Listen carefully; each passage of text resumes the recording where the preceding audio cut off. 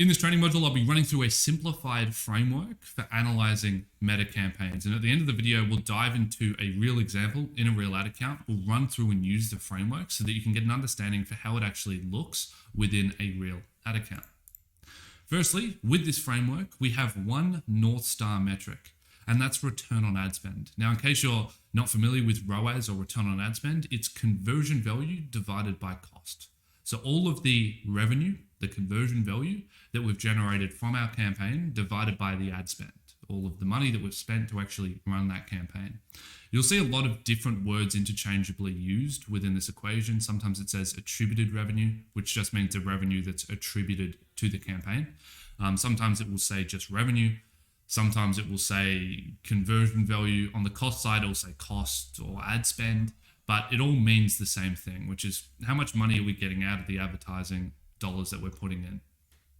Another way to conceptualize it is if we spend $1 on ads, and let's say we have 5 ROAS, we'll get $5 back in revenue.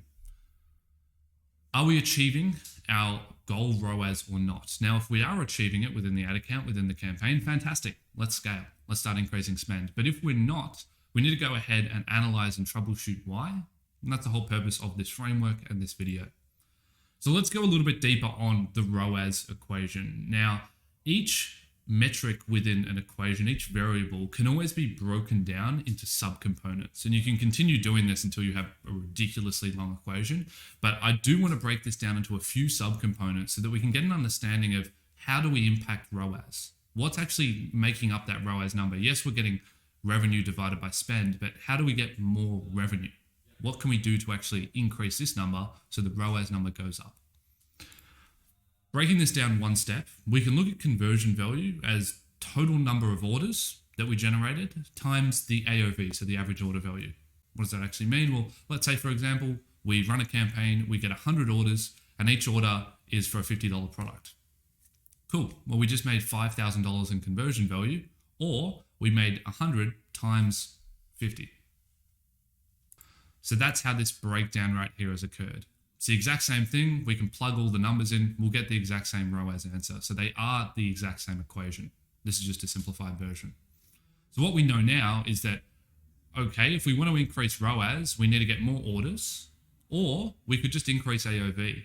We could have those 100 people that buy, but let's get them to buy $60 worth of product rather than 50. And that's going to make the ROAS better. So we're already starting to get somewhere here in terms of getting an understanding for what metrics we need to start swinging or focusing on to get a better ROAS. But let's go one step further. We can break number of orders down into click-through rate times conversion rate times ad spend divided by CPM times 1,000.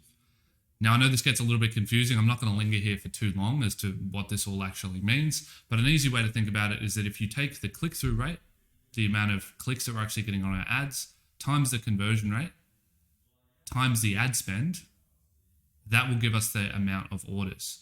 Now this, I didn't have to go all the way to this level of breakdown. We could have simplified it and just scratched out click-through rate, scratched out CPM and 1,000 and put CPC here. So just CPC times conversion rate times ad spend, that would have given us the same thing. But that's beside the point. I'm not going to linger here. There's not really much point in understanding how this all works, but it's definitely worth returning to this in 2, 3, 4 months down in your career and trying to get an understanding of why the equation works in this way, as it'll give you a slightly better understanding of how it all dynamically plays together. But to simplify this down into a nice, clean equation for you, you can see that's what it looks like. So what we're getting out of this is that if we want to increase ROAS, we need to increase conversion rate, or we need to increase AOV, or we need to increase click-through rate, or we need to decrease CPMs. So that's the key takeaway. Those are the 4 metrics. If we can influence any of them, return on ad spend is going to get better. So what that means is when we're going through and troubleshooting, let's troubleshoot these 4 key metrics. Let's start off with click-through rates.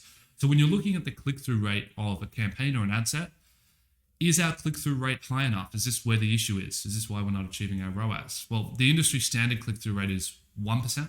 We aim internally for 2%. So if we're not achieving those numbers, it's pretty simple. We need to improve click-through rate and we'll get the ROAS that we want.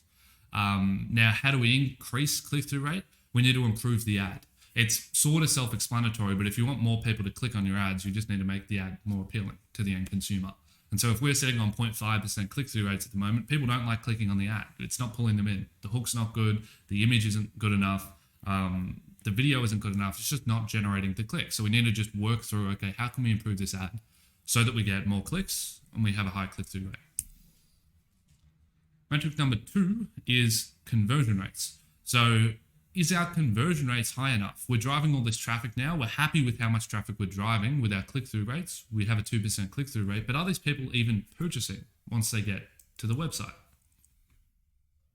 Now, to provide you with some guidelines on conversion rates, for products that are under $500, so if a client has an AOV, an average order value, below $500, we typically want to be aiming for 2.5% plus conversion rates on cold targeting campaigns. For products above $500, our conversion rate aim goes down a little bit. And the reason being is that if you're selling very, very expensive products, you're not going to convert as many people. You just aren't. Vice versa, if you're selling super cheap products like $50 products, $40 products, your conversion rates can be 4, 5, even I've seen in some instances 6 and 7%. Because it's so cheap, people will just impulse buy. They won't think about it. Whereas if you land on a page selling a $1,000 skateboard or something, you're definitely going to think about it. No one just goes and suddenly spends $1,000, no matter how rich they might be. It's just not happening. And the general population, which is the majority of the clicks that we're generating, is not going to make impulse buys like that. There's going to be a very, very long sales cycle. The majority of people are just going to decide against it because at the end of the day, do you need a $1,000 skateboard, for example?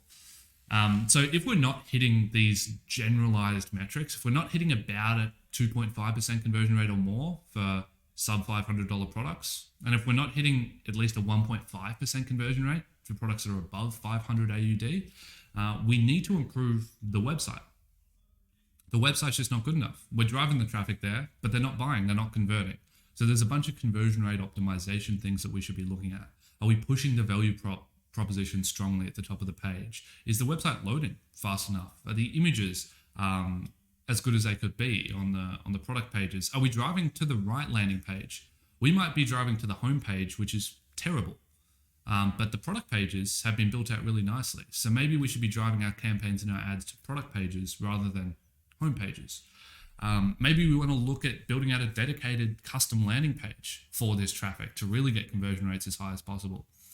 We can get very stuck up though on the website, and that's why I've put brackets here as well, which is we might need to just make our messaging clearer. Conversion rate optimization is predominantly due to the website. 80% of the time it's just due to the website's not good enough, but 20% of the time it's actually because there's a discontinuity within the messaging on the front end ad and then the website that they get served to. So a really oversimplified example of what this looks like is if we're running ads that say, hey, we have a 40% discount on store right now, and we're getting really good click-through rates from doing that. But then they actually click, they go to the website, and we're running a 20% off. Well, we just lied to them on their initial interaction with us. They land on the website, they don't see that continuity within the messaging, and they bounce, and they don't buy. And now that was an oversimplified example of a huge disparity in sale percentages, which is actually more common than you would think. I actually see it quite a bit where people won't update their ads with the new pricing model or the new discounting model that they're running, and conversion rates will drop off a cliff because there isn't that continuity and people feel like they've been directly lied to and clickbaited into the site. But this also applies to other aspects. If you're heavily pushing that you have a ton of reviews in your ad and the whole value proposition of the ads that we're pushing out to cold targeting audiences is, hey, we have 100,000 plus orders, the reviews are fantastic, this, that, the other, and then you hit the website and there's actually no mention of social proofing, but it's all just about how good this pillow is, and it's the value props completely shift, conversion rates will be impacted quite a bit because we're pulling everyone in with one messaging. And so everyone clicking are the types of people that would click on social proofed ads. And they go, oh, these guys have tons of social proof. I only buy from brands which have a ton of social proof. I'm going to click. And then they click, they end up on the website and there's no social proofing. And suddenly they go, oh, well, that's not what I bought into. Okay, I'm out. So whatever value props we're also pushing on the ads needs to have that continuity on the landing page. But with all that being said, majority of the time it is just an issue with the website. The website just isn't good enough it's not optimized enough. But we also need to make sure we have that continuity. Metric number 3, average order value. So is our average order value high enough on the ad set or campaign that we're running? For Facebook, if the average order value is above $100, that's good. If it's above $200, that's great. If not, we need to improve the average order value. How we can do that is we can run bundles. So if we're only selling $40 products, maybe we bundle a few together and say, hey, buy 3, get 1 free. That's going to incentivize people to buy more. We might have shipping thresholds. So if you spend at least $90 with us, you get free shipping, which pushes people up to buy more. We can do upsells. So people add to cart and then it says, hey, you could also buy this. And then they'll click it and that'll get the AOV up. Or it's as simple as we could just be driving traffic to the wrong landing pages once again. And so instead of driving traffic to the cheap products, let's actually drive traffic and focus on the expensive products. Now, why is this so important? Other than the fact that this is a huge indicator of ROAS, if we can get people to spend more, our ROAS will just be better because we're getting more revenue. But the primary reason why this is super important is because if average order value is below $100, it becomes very, very, very difficult to be profitable with a Facebook cold targeting campaign. And I can run you through the math as to exactly why that's the case.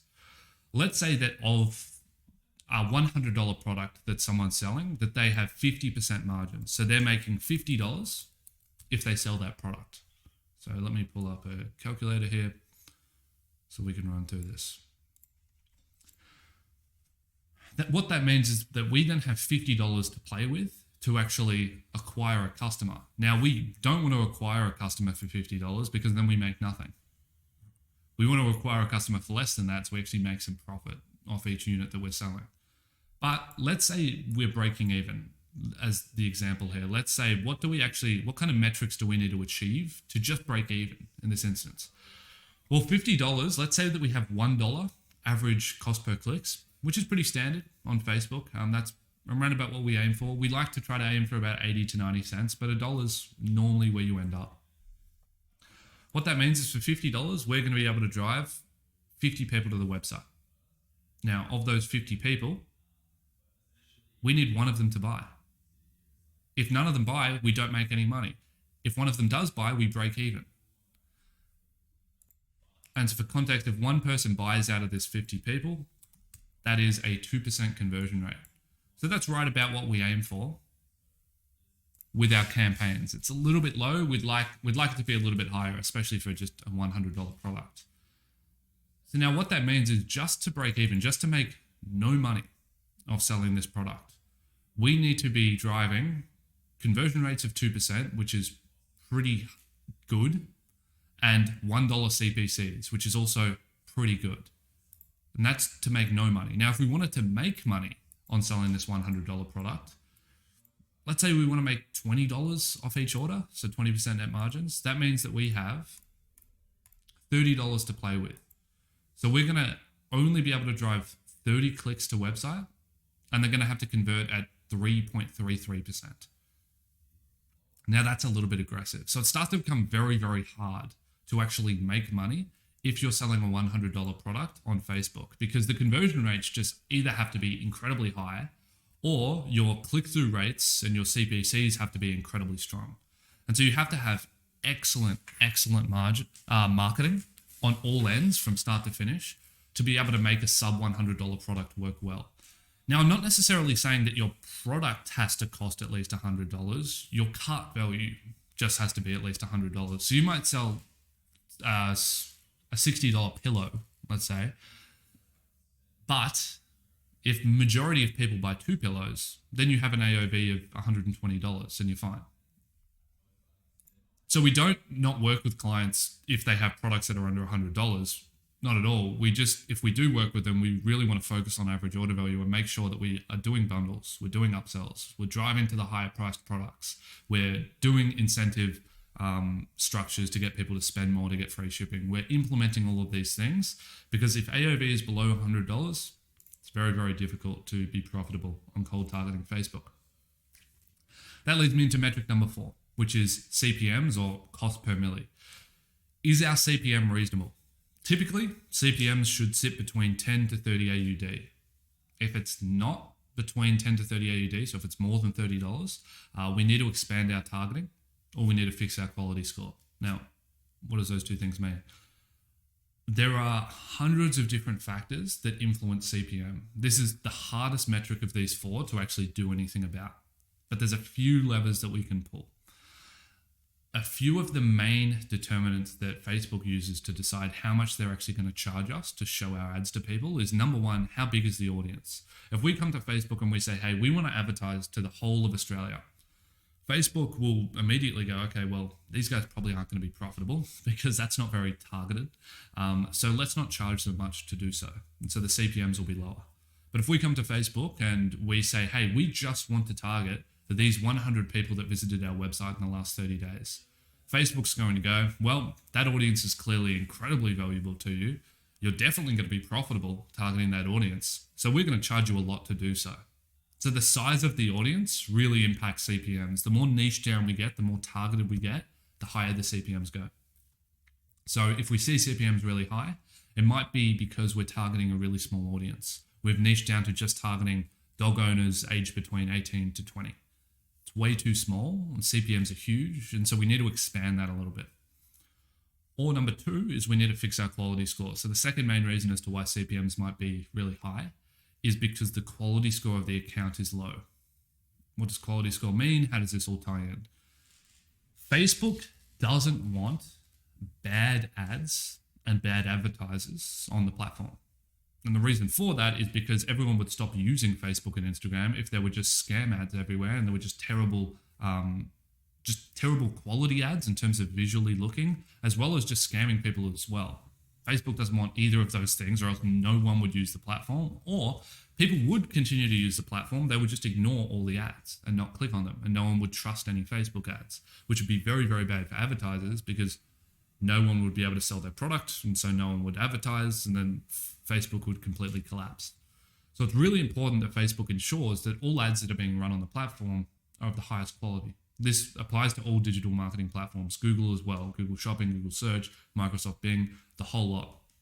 And so what they do here, and what all platforms do, is they assign quality scores at all levels, at the ad level, the campaign level, and the account level. And the quality score is based on the quality of the ad and the quality of the experience. If they see trigger words within the copy, if they see stuff that might trigger that this might be a scammy ad, your quality score will decrease. If you get negative comments, if you get dislikes, if you get people reporting your ads, your quality score decreases. If you get ad disapprovals, your quality score decreases. And so the lower your quality score, the worse your CPMs will be. We actually don't have direct access to this. They keep it behind a curtain. And the reason why they keep it behind a curtain is if they showed people what their quality scores were, people would be able to identify the key indicators and what Facebook is using to determine quality scores, and everyone would just circumvent it and abuse the system. So they have to keep it secret. But if CPMs are really, really high on an account, it's usually because the targeting's way too specific or the quality score of the account is poor. And so we need to troubleshoot those two things. And that's it. So back to the original equation, we went through CPMs, we went through click-through rates, we went through conversion rates, and we went through AOV.